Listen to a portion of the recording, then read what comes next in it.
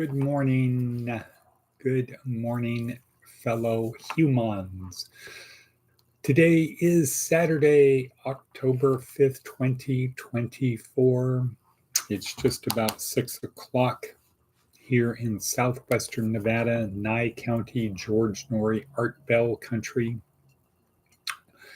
aka Pahrump or Pahrumpertucky, you choose.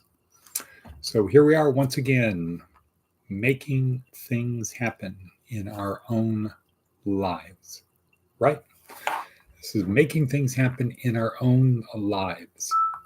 We, me, are just here, me and the other people at Department of Career Services, including Matticus von Atticus at Fort Prescott, and Swadabevy, not Swadabevy, and Wadabevy in Fort Jacks, who started early today, I believe,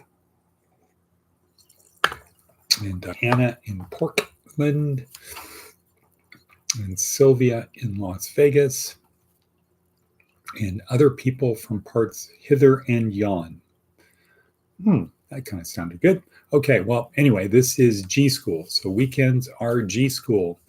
Our goal is to help you on your journey through this life with a transcendent soul, life of a transcendent soul, encased or carried around by the body that you have.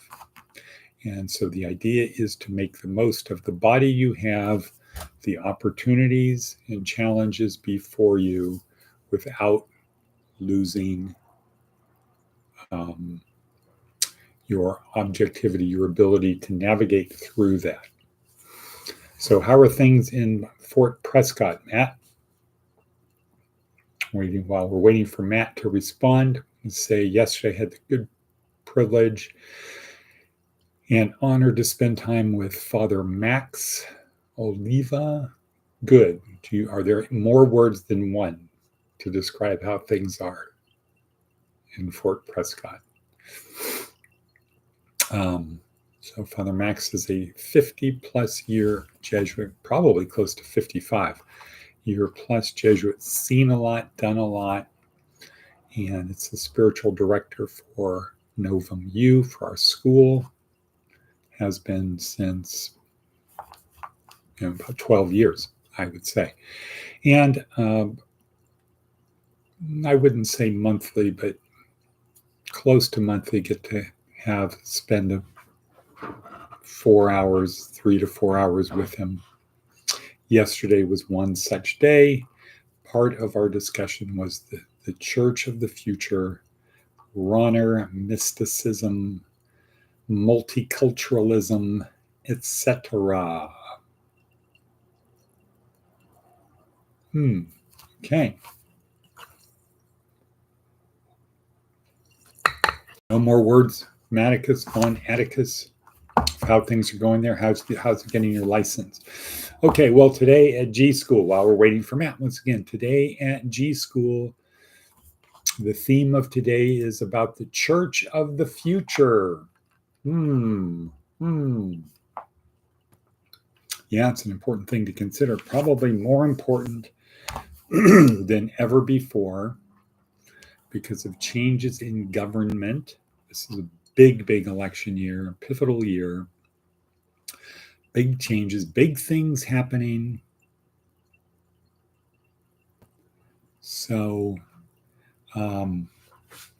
yeah, big stuff happening. And the church is changing. Christianity, organized religion, is going down. The nuns are going up. What will it look like in the future? We'll talk about that later. But let's go on with advice from an 80-year-old. Begin each day with some of your favorite music. Begin each day with some of your favorite music. Why? And to get you going. I read something this morning about Jeff Bezos, that for the first hour of the day, he just putters, not putting, putters, just kind of getting his brain in gear, not using the internet, not going heavy duty, and according to the article in Inc. magazine. Neuroscience supports this as very good for your brain, and kind of makes sense in terms of you just don't get up in the morning, put on your sprinting shoes, run out the door. Probably not a good idea for your body. Get it going. Get your brain going. I wouldn't say that's what I do, but I do start sort of like that, just reading in the morning.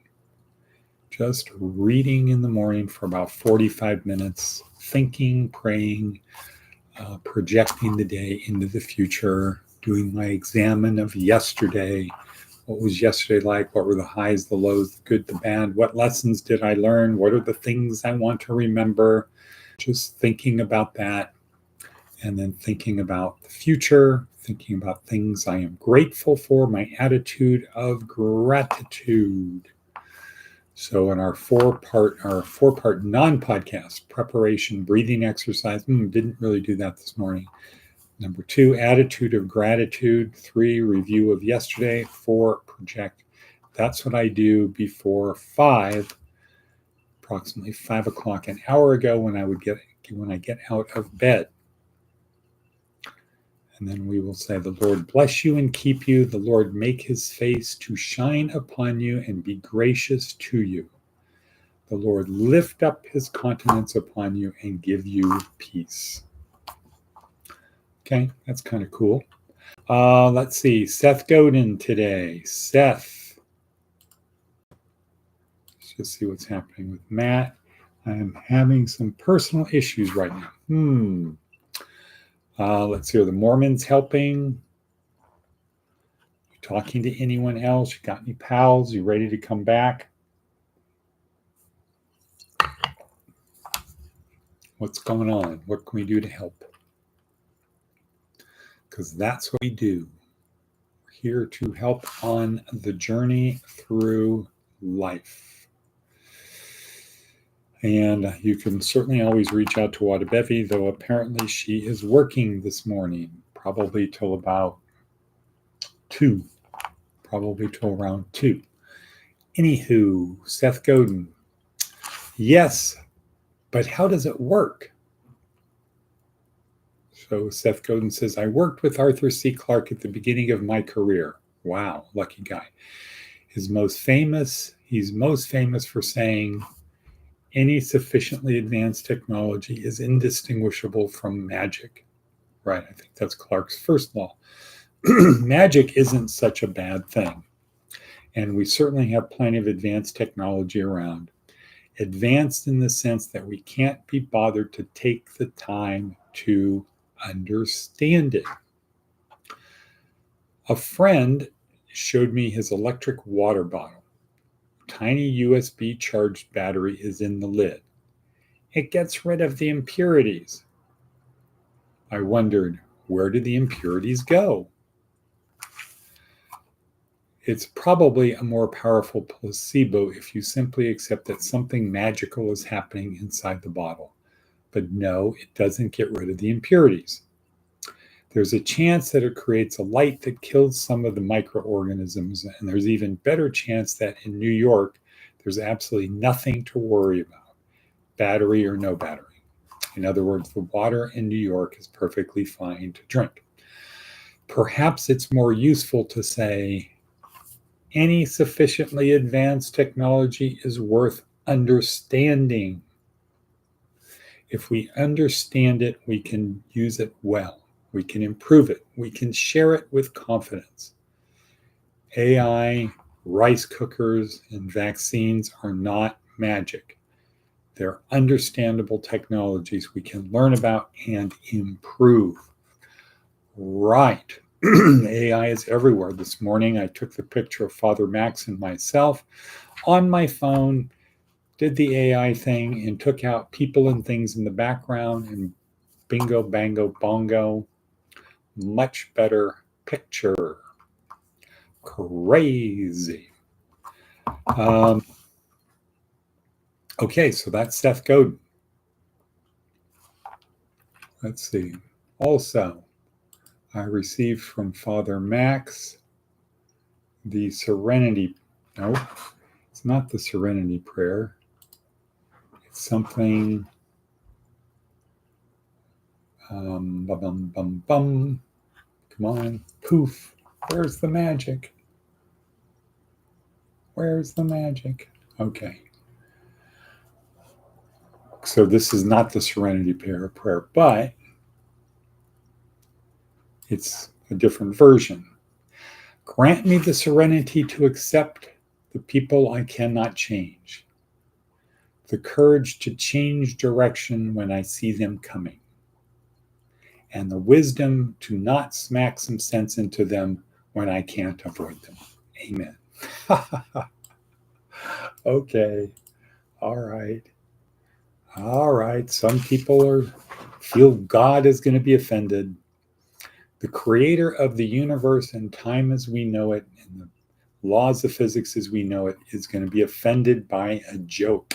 I wonder whether there's anything a little ant, if we had a little ant farm that I nurtured and took care of the ants, I wonder if there's anything an ant can do that would offend me. Apparently, some people are so imbued that they have the ability to offend the creator. Wow, that is power. Power.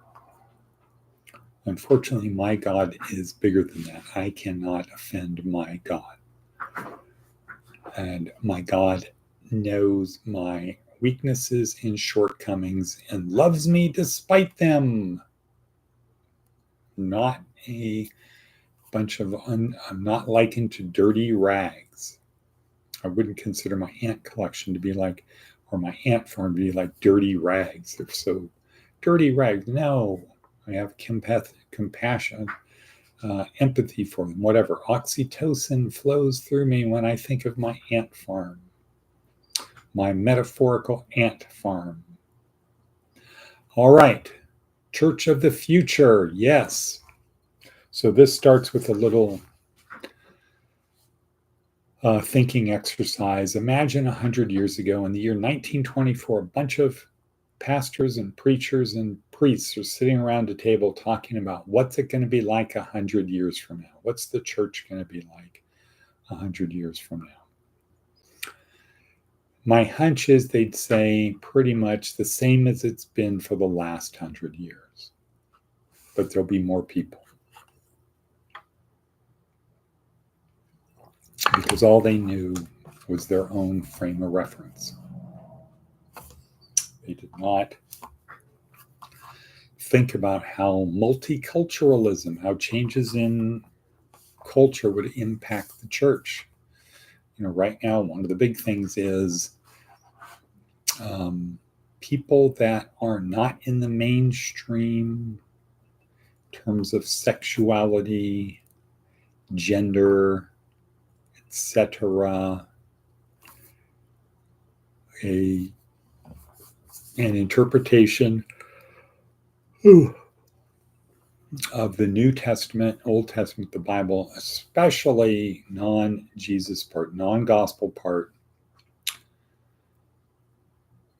says it's bad.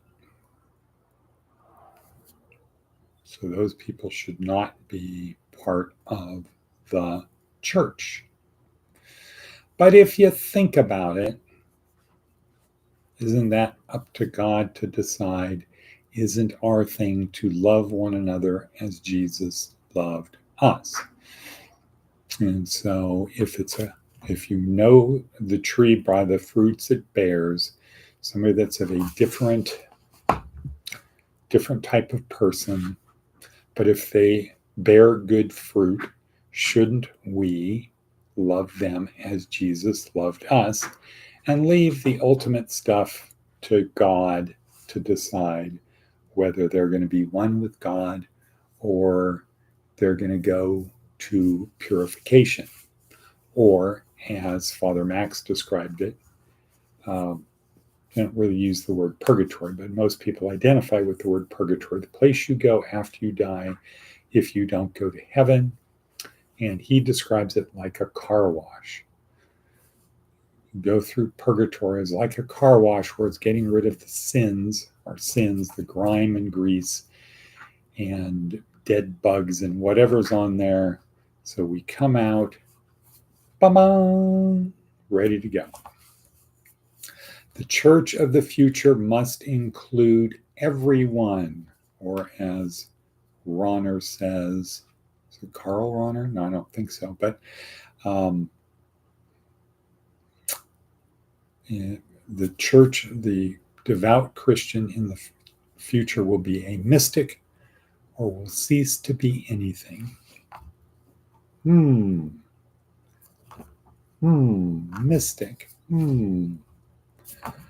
That's not what happens in the Protestant churches today. Protestant churches are learning. So imagine you went in and it was a meditative experience based upon imaginative prayer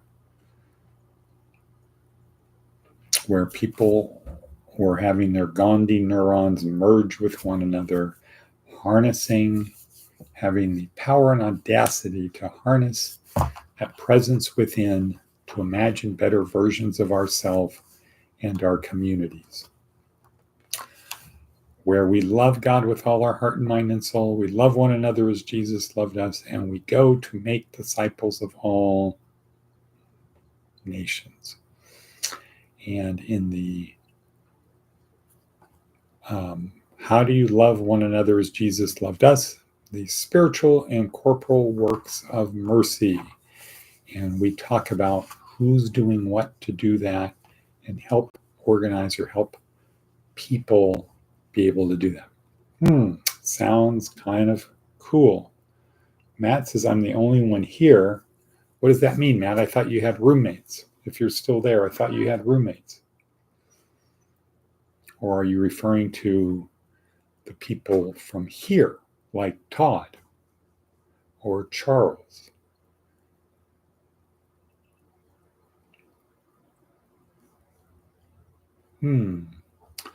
Okay, well, so what is the church of the future going to be? Let's not say it's going to be the same as it's been for the last 100 years because it's changing ever faster.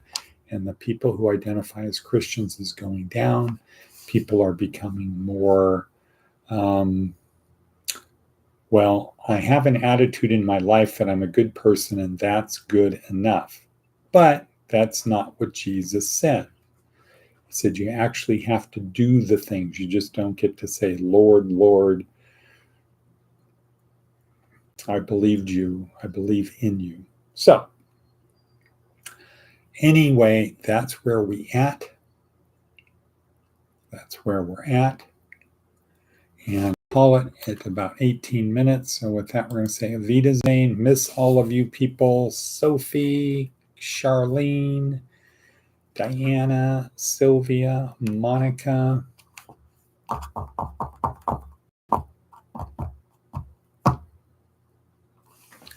Okay, Maria, I'll add Maria into that mix.